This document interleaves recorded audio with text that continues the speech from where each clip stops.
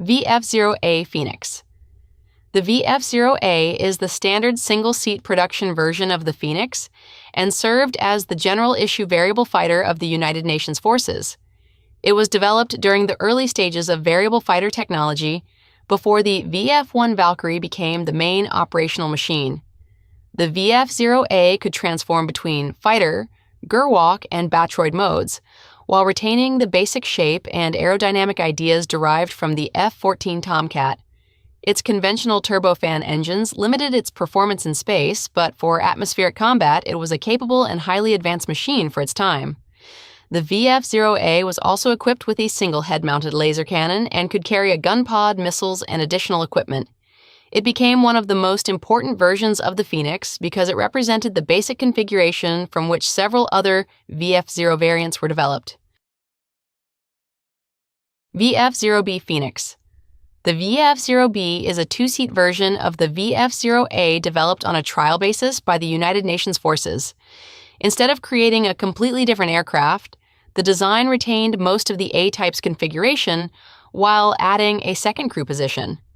The second seat allowed the aircraft to be used for roles that could benefit from an additional crew member, including training, testing, and specialized missions.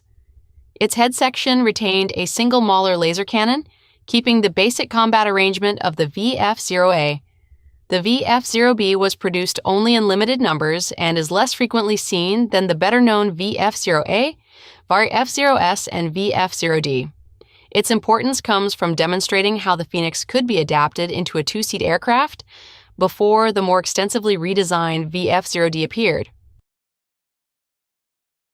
VF-0C Phoenix. The VF-0C is a lesser-known experimental version of the Phoenix developed for the Marine Corps. It was essentially a single-seat D-type configuration requested for testing by forces that were still operating aging conventional aircraft. The Marine Corps needed a more capable replacement, but the VF-0C was not simply another standard production model. It was intended to evaluate the D-type configuration in a different operational environment and provide additional information about the variable fighter's capabilities. Because it remained associated with testing rather than becoming a major production variant, the VF-0C is rarely represented compared with the other Phoenix models. Nevertheless, it shows that VF-0 development extended beyond the United Nations Forces' main fighter program. VF-0D Phoenix. The VF-0D is the most visibly different major Phoenix variant and was designed as a two-seat fighter with improved performance and additional mission capability. Its most obvious change is the large, clipped delta main wing and prominent canards, replacing the more conventional wing arrangement used on the A and S types. The larger wing area improved maneuverability and provided greater payload capability, while the additional crew member supported enhanced attack and electronic warfare missions. The VF-0D also incorporated improvements intended to increase air combat performance, making it more than simply a two-seat conversion.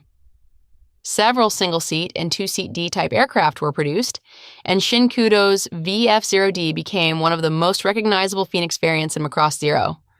The unusual wing design also made the VF-0D an important experimental step in the development of later variable fighters, even though the configuration itself was not carried directly into the VF-1 Valkyrie. VF-0S Phoenix. The VF-0S is the commander version of the Phoenix and is most closely associated with Roy Fokker during the events of Macross Zero. Externally, it retains the basic aerodynamic configuration of the VF-0A, but its head section is equipped with two Mauler laser cannons instead of one. The VF-0S was also intended for experienced pilots and had its control system limiters removed by default, allowing the machine to make greater use of its performance.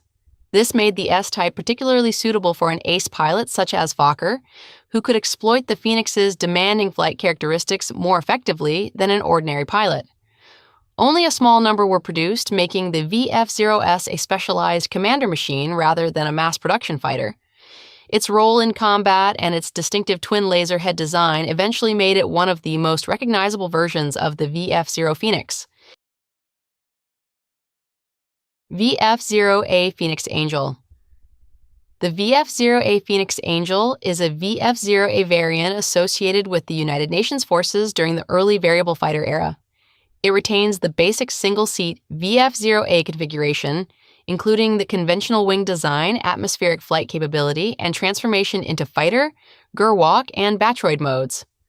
The Angel designation is used to identify a specific aircraft rather than representing a completely different VF-0 production type. Like other VF-0A fighters, it was designed around technology developed before the widespread introduction of the VF-1 Valkyrie, making it an important transitional machine in the history of Macross variable fighters.